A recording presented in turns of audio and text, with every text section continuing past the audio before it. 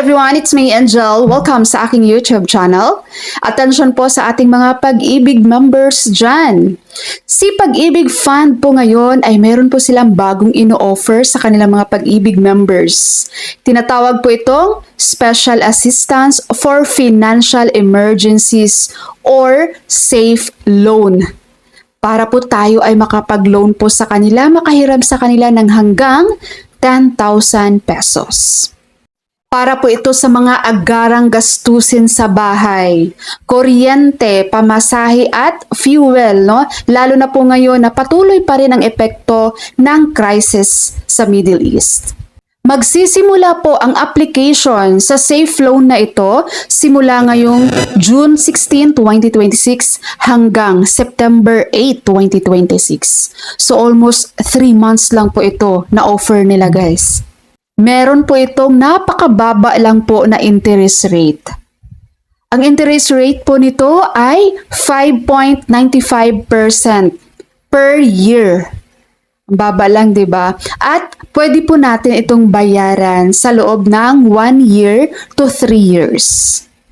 Pipili ka kung ilang years mo gustong bayaran, 1 year, 2 years, or 3 years. Kapag si member po na nag-apply nito at hindi siya nakapili kung ilang taon niyang babayaran, naka-default po ito ng 2 years to pay.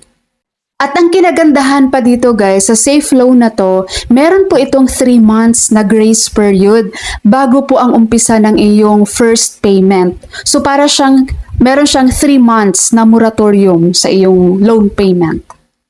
Halimbawa, nag-grant itong Safe Loan mo ng June 2026, so after 3 months pa, ang start ng payment mo for your first loan sa iyong Safe Loan. Ngayon, kung itatanong nyo, paano naman Miss Angel, pwede bang makapag-safe loan kapag meron pa kaming existing loan?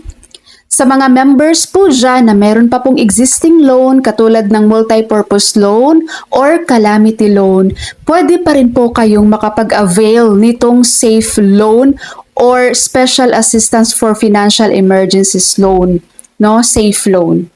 Provided po na dapat hindi po kayo lalagpas doon sa limit na 90% of your total na loan sa Pag-ibig Fund.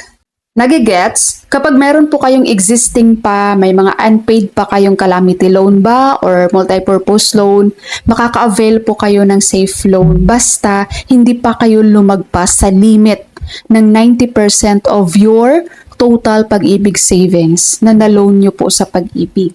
Clear po? Ngayon sa pag-apply naman po ng safe loan, kapag meron po kayong Pag-ibig virtual account, pwede kayong mag-apply online. Pero kapag wala, mag-walk-in na lang po kayo sa Pag-ibig Fund. Alright? Just a gentle reminder lang ha, everyone. So wag pong magtampo. A gentle reminder lang naman, no? Kapag hindi nyo naman po kinakailangan, wag po kayong mag-loan ha. Mas mahirap pa rin na meron tayong iniisip na bayarin monthly. Pag kailangan nyo, mag-loan kayo. Pero pag hindi naman kailangan, pag yung nasa isip nyo lang naman, gusto nyo lang magkaroon ng pera, huwag po kayong mag-loan. Okay?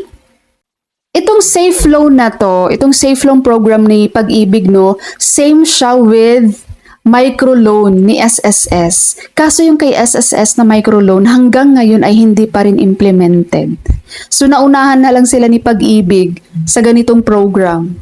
'Di ba? And sa mga Pag-ibig members natin dyan, guys, na nakapag-optional withdrawal kay Pag-ibig o kaya naman nakapag-withdraw na dahil nag-mature na yung account ng inyong regular savings, kung continuous pa rin po kayong nagko-contribute after nyo mag-withdraw at nakaipon na ulit kayo ng 12 months na contribution sa Pag-ibig Fund, qualified na po kayo, eligible na po kayong mag-apply nitong safe loan. Alright, Pag-ibig members, that's all for my video for today. Thank you so much for watching, everyone. God bless you all.